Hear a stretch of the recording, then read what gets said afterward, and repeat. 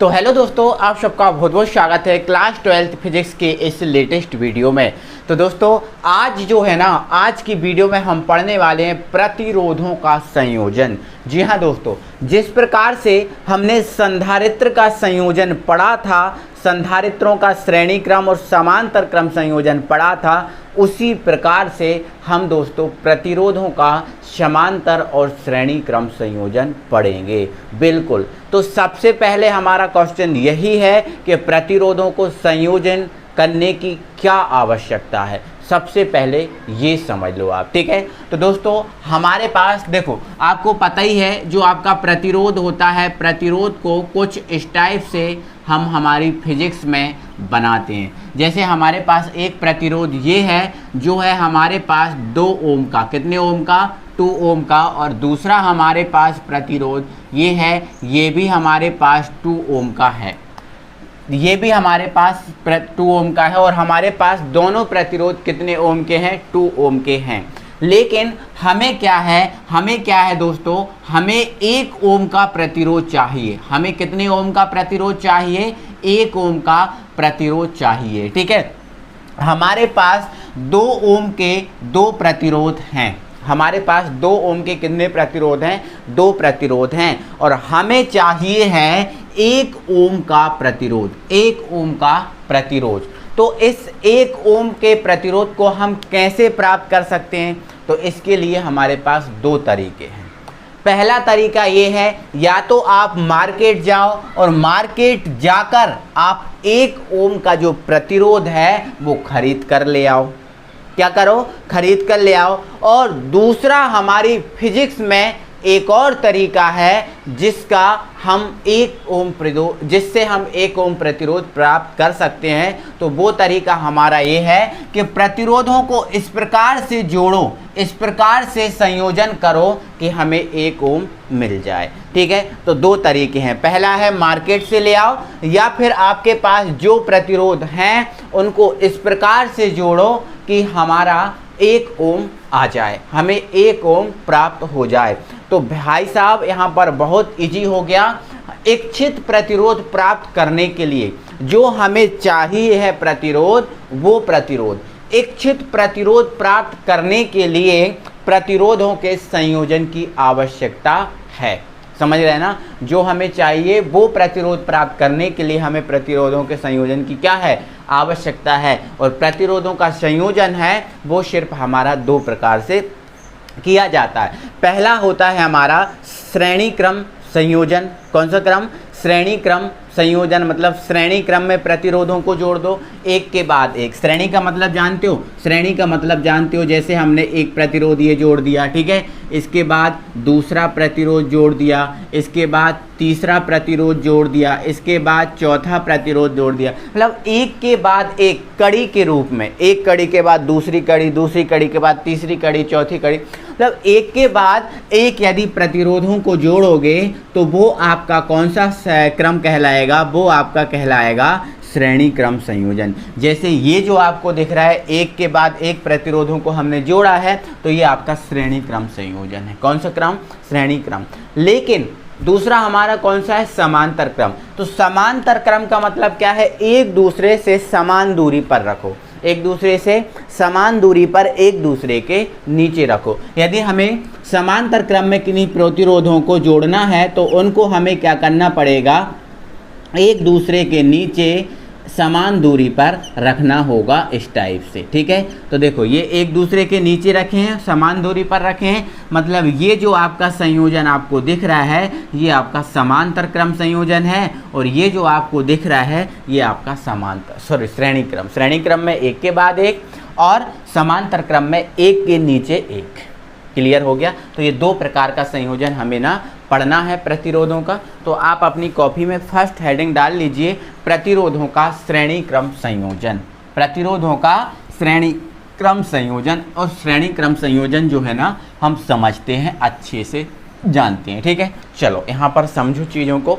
देखो मान लिया हमारे पास हमें श्रेणी क्रम संयोजन करना है, तो श्रेणी क्रम में कई प्रतिरोधों को श्रेणी क्रम में जोड़ सकते हो। कोई 2 नहीं, कोई 3 नहीं, 10 नहीं, 20 नहीं, आपको जितने जोड़ना है उतने प्रतिरोध आप श्रेणी क्रम में जोड़ सकते हो। लेकिन हम आपको 3 प्रतिरोध लेंगे और 3 ही प्रतिरोध को श्रेणी क्रम में जोड़ेंगे, ठीक है। तो मान लिया हमारे पास R1, ये हमारे पास R1 है, और दूसरा जो हमारे पास प्रतिरोध है वो मान लिया R2 है, और तीसरा हमारे पास जो प्रतिरोध है वो मान लिया हमारे पास क्या है, R3 है। तो हमने ये मान लिया कि 3 प्रतिरोध R1, R2 और R3 को श्रेणी क्रम में जोड़ा गया है। इसके लिए देखो मान लेते हैं ये एक बिंदु है ए, मान लेते हैं एक सेकंड और छोटा करते हैं, ये हमारा ए और जो बी है वो हमारे पास पहला प्रतिरोध है, बी और सी जो है हमारे पास दूसरा प्रतिरोध है, और सी और डी हमारे पास तीसरा प्रतिरोध है। तो मान लिया R1, R2 और R3 3 प्रतिरोध हैं, जिसमें हमने क्या किया, देखो पहले जो प्रतिरोध था, जो पहला प्रतिरोध था, इस पहले प्रतिरोध का ये पहला सिरा है, ये दूसरा सिरा है, ठीक है। तो पहले प्रतिरोध के दूसरे सिरे को दूसरे प्रतिरोध के कौन से सिरे से, पहले सिरे से जोड़ा, और दूसरे प्रतिरोध के दूसरे सिरे को तीसरे प्रतिरोध के पहले सिरे से जोड़ा। इसी प्रकार से और भी जोड़ते तो इसका दूसरा अगले वाले का पहला, इस टाइप से हम जितने प्रतिरोधों को जोड़ें उतने प्रतिरोध को जोड़ सकते हैं, ठीक है। तो तीनों प्रतिरोध को हमने एक दूसरे से जोड़ दिया, पहले प्रतिरोध का दूसरा सिरा दूसरे प्रतिरोध के पहले सिरे से, दूसरे प्रतिरोध का दूसरा सिरा तीसरे प्रतिरोध के पहले सिरे से जोड़कर पहले, ये आपका पहला है और ये आपका अंतर, ठीक है। तो पहले और अंतिम सिरे को, पहला और ये आपका अंतिम, पहले और अंतिम, पहले प्रतिरोध के पहले सिरे को और अंतिम प्रतिरोध के अंतिम सिरे को हमने क्या कर दिया, एक बैटरी से जोड़ दिया। किससे जोड़ दिया, बैटरी से जोड़ दिया। अब ये बैटरी का बड़ा वाला जो साइन होता है वो आपका कौन सा होता है, पॉजिटिव होता है, ये प्लस हुआ, और छोटा वाला नेगेटिव, मतलब यहाँ पर हमने क्या लगा दिया, इसमें विभवांतर लगा दिया, ठीक है। तो जैसे ही हम विभवांतर लगाएंगे भाई साहब, तो इसमें क्या प्रवाहित होने लगेगी, धारा प्रवाहित होने लगेगी। क्या प्रवाहित होने लगेगी, धारा। अब धारा जाएगी तो देखो यहाँ से धारा आएगी और यहाँ जाएगी, तो धारा के लिए केवल एक ही रास्ता है, धारा के लिए केवल एक ही रास्ता है। यहाँ पर धारा के लिए कोई अलग अलग रास्ते नहीं है, एक ही रास्ता है। मतलब धारा जो तीनों प्रतिरोध जो है ना, तीनों प्रतिरोध में कैसी रहेगी, समान रहेगी, धारा में कोई बदलाव नहीं होगा, क्योंकि रास्ता धारा के लिए एक ही है, मतलब धारा कैसी रहेगी, समान रहेगी। लेकिन आप ये देखो, ये जो आपका R1 प्रतिरोध है अलग बिंदु के बीच है ना, दो बिंदुओं के मध्य है, R2 अलग बिंदुओं के और R3 अलग के है, इसलिए धारा तो इनमें सब में समान रहेगी, लेकिन इन तीनों प्रतिरोधों का जो विभवांतर होगा वो अलग अलग बिंदुओं के कारण, देखो ये अलग अलग बिंदु है ना, तो इन अलग अलग बिंदुओं के कारण तीनों प्रतिरोधों का जो विभवांतर होगा, तीनों प्रतिरोधों के मध्य जो विभवांतर होगा वो आपका अलग हो जाएगा।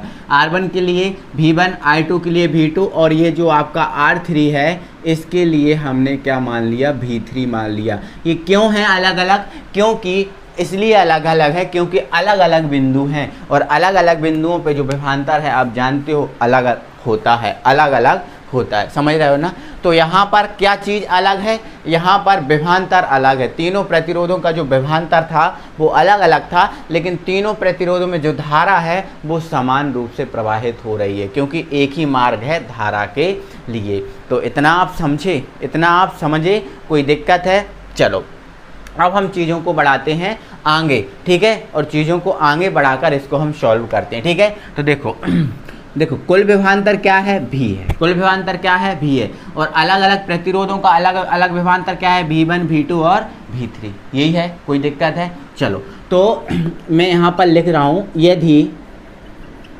कुल विभवांतर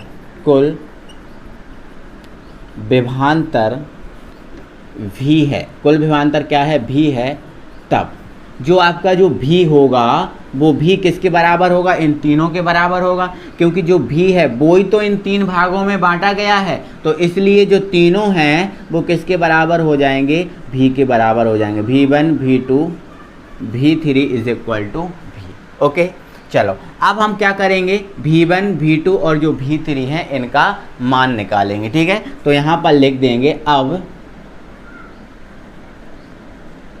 ओम नियम अनुसार, ओम नियम अनुसार, ओम नियम अनुसार। तो ओम के नियम अनुसार देखेंगे तो ओम का नियम क्या कहता है, ओम का नियम कहता है V बराबर क्या होता है, RI होता है। ओम का नियम तो यही होता है, हमने यही सीखा। तो V बराबर ओम का नियम क्या होता है, RI होता है। अब इसी प्रकार अगर हम यहाँ पर लिख देंगे इसी प्रकार अगर हम V1 की वैल्यू निकालें तो क्या हो जाएगा, देखो यहाँ पर क्या है V1 के लिए क्या है प्रतिरोध R1, तो ये हो जाएगा R1। लेकिन धारा समान एक ही प्रवाहित हो रही, सब में समान, तो धारा जो है ना वो आपकी बदलेगी नहीं, धारा नियत रहेगी, तो धारा तो आपकी I ही रहेगी। ठीक है, इसी प्रकार V2 निकालें तो V2 के लिए प्रतिरोध क्या है, I2 है ना। धारा इसमें भी I आएगी, धारा क्योंकि समान है। ठीक है, इसी प्रकार V3, इसको आप समीकरण नंबर 1 कर सकते हो। ठीक है, चलो इसी प्रकार हम V3 निकालें तो V3 के लिए प्रतिरोध क्या है, R3 है, और धारा आपकी समान है। तो आपका क्या हो गया भाई साहब, यो जो V1 V2 V3 सबके मान आकर निकल गए। ठीक है, तो आप क्या लिख दोगे, समीकरण 1 में मान रखने पर, ठीक है, मान रखने पर रख दो। V का मान क्या है, RI, ये रख दिया RI।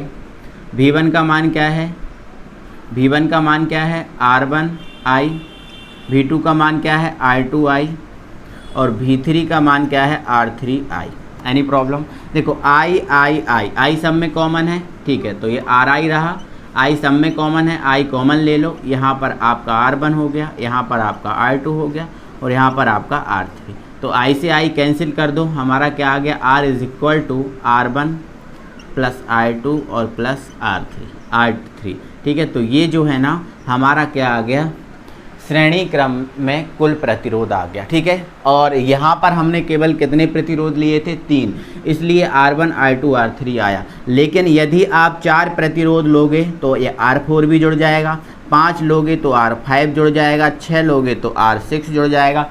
इस प्रकार से जितने प्रतिरोध लोगे उसके अनुसार ये चीज़ बढ़ती जाएगी। तो ध्यान रखना कि जो आपका प्रतिरोध होता है, इस प्रतिरोधों का जो श्रेणी क्रम संयोजन होता है, उस श्रेणी क्रम संयोजन के लिए हमें क्या सूत्र मिलता है, R is equal to R1 plus R2 plus R3। ये डैश N प्रतिरोध तक जा सकता है, कोई दिक्कत नहीं है। आई होप आप समझ गए होंगे। ठीक है, चलो यदि मान के चलो, अगर देखो ये हमारा हो गया, कंप्लीट हो गया, ये सूत्र निकल गया, फाइनल हमारा सूत्र है प्रतिरोधों का। यदि आपसे पूछा कि प्रतिरोधों का श्रेणी क्रम का सूत्र क्या है तो बता देना R is equal to R1 plus R2 plus R3। ठीक है, अब यदि हमसे बोल के रखता कि R1 की वैल्यू है 2 ओम, R2 की वैल्यू है 3 ओम, और R3 की वैल्यू है 1 ओम, तो आप कुल प्रतिरोध बताओ।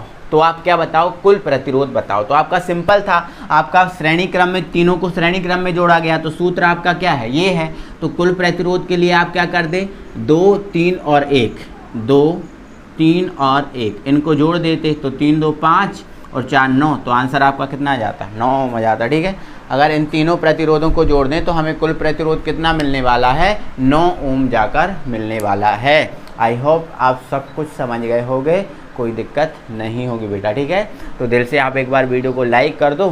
ठीक है, अपने सभी फ्रेंड सर्कल में वीडियो शेयर कर दो, और मिलते हैं फिर अगली वीडियो में। तब तक के लिए थैंक यू वेरी मच। और कल की जो वीडियो होगी उसमें हम क्या करने वाले हैं, प्रतिरोधों का समांतर क्रम संयोजन। तो जल्दी से भाई साहब वीडियो को लाइक कर दो, अपने सभी दोस्तों में वीडियो शेयर कर दो। चलो मिलते हैं।